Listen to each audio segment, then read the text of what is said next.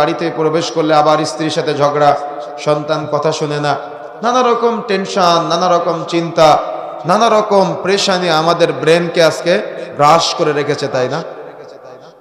আপনি যদি একটু ভাবেন তাহলে আপনি বুঝতে পারবেন আসলে কেন আমাদের এত চিন্তা, কেন আমাদের এত প্রেশানি, কেন আমাদের মাঝে এত হতাশা, কেন আমাদের মাঝে এত দুশ্চিন্তা, কেন আমাদের মাঝে সাকিনা নাই, কেন আমাদের হৃদয়ে প্রশান্তি আমরা খুঁজে পাচ্ছি না।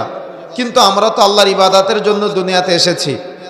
এজন্য আমাকে আপনাকে একটু ভাবতে হবে, একটু পিছনে ফিরে যেতে হবে, একটু চিন্তা করতে হবে, একটু গবেষণা করতে হবে যে কেন আমি, আপনি, আমরা সবাই আজকে এই নানাবিধ পাপের সাথে, নানাবিধ অপরাধের সাথে, নানাবিধ গুনাহের সাথে, নানাবিধ টেনশনের মধ্যে আমাদের জীবন অতিবাহিত করতেছি। চিন্তার দরকার আছে না? অবশ্যই চিন্তার দরকার আছে।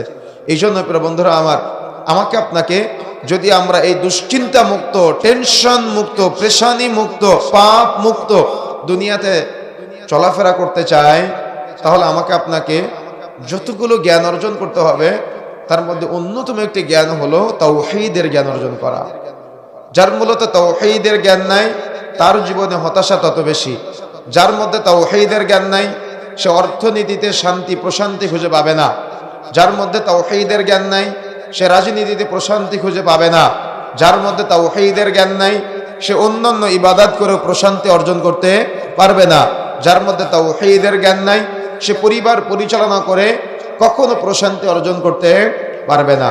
এই জন্য উলামায়ে কেরাম সবাই এ ব্যাপারে ঐক্যমত পোষণ করেছেন যে যার তাওহীদের জ্ঞান নাই তার সালাত আদায় করে লাভ নাই, যার তাওহীদের জ্ঞান নাই তার সিয়াম পালন করে লাভ নাই, যার তাওহীদের জ্ঞান নাই তার হজ করে লাভ নাই, যার তাওহীদের জ্ঞান নাই তার যাকাত আদায় করে লাভ নাই, দান সাদাকা করে লাভ নাই। এজন্য যদি আপনি হৃদয়ে সাকিনা পেতে চান, প্রশান্তি অর্জন করতে চান, তাহলে আল্লাহর সাথে সম্পর্ক তৈরি করতে হবে। আর আল্লাহর সাথে সম্পর্ক যদি আপনি স্থাপন করতে চান তাহলে আপনাকে তাওহীদের ইলম, তাওহীদের জ্ঞান প্রপার আপনাকে আমাকে উভয়কেই অর্জন করতে হবে। তাহলে আমরা এই দুনিয়াবী জীবনের এই সময়টুকু আমরা এতটাই প্রশান্তির সাথে পার করতে পারবো, সুবহানাল্লাহ, সেটা কল্পনার বাহিরে, সেটা আমাদের চিন্তার বাহিরে, সেটা আমাদের টেনশনের বাহিরে।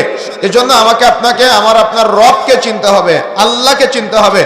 আল্লাহর যে বান্দা, অর্থাৎ বান্দা যদি তার রবের সাথে দৃঢ়